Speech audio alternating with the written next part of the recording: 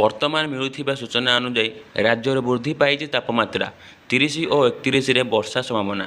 ଖବରଟି ଜାଣିବା ପୂର୍ବରୁ ଆପଣ ଆମ ଚ୍ୟାନେଲକୁ ନୂଆକି ଆସିଥିବା ଚ୍ୟାନେଲକୁ ଗୋଟେ ସବସ୍କ୍ରାଇବ୍ କରି ବେଲ୍ ଆଇକନ୍କୁ ଅନ୍ କରନ୍ତୁ, ଯାହାଦ୍ୱାରା ଯେତେବେଳେ ବି ପାଣିପାଗର ସଠିକ୍ ଖବର ଆପଣଙ୍କ ପାଖରେ ସର୍ବପ୍ରଥମେ ପହଞ୍ଚିବ। ଚାଲନ୍ତୁ ଖବର ଉପରେ ନଜର ପକାଇବା।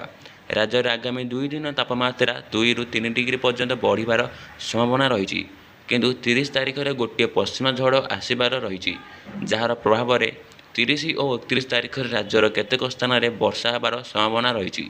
ଏନେଇ ଭୁବନେଶ୍ୱର ଆଞ୍ଚଳିକ ପାଣିପାଗ କେନ୍ଦ୍ର ପକ୍ଷରୁ ପୂର୍ବାନୁମାନ କରାଯାଇଛି। 30 ତାରିଖରେ ବାଲେଶ୍ୱର, ମୟୂରଭଞ୍ଜ, କେନ୍ଦୁଝର, ସୁନ୍ଦରଗଡ଼, ଝାରସୁଗୁଡ଼ା ଓ ବରଗଡ଼ ଜିଲ୍ଲାରେ କେତେକ ସ୍ଥାନରେ ହାଲୁକାରୁ ମଧ୍ୟମ ଧରଣର ବର୍ଷା ହୋଇପାରେ। ସେହିପରି 31 ତାରିଖରେ ସୁନ୍ଦରଗଡ଼, କେନ୍ଦୁଝର, ମୟୂରଭଞ୍ଜ, ବାଲେଶ୍ୱର, ଭଦ୍ରକ ଓ କେନ୍ଦୁଝର ଜିଲ୍ଲାରେ କେତେକ ସ୍ଥାନରେ ହାଲକାରୁ ମଧ୍ୟମ ଧରଣର ବର୍ଷା ହେବାର ସମ୍ଭାବନା ରହିଛି। ସେଥିପାଇଁ ସତର୍କ ସୂଚନା ଜାରି କରାଯାଇଛି।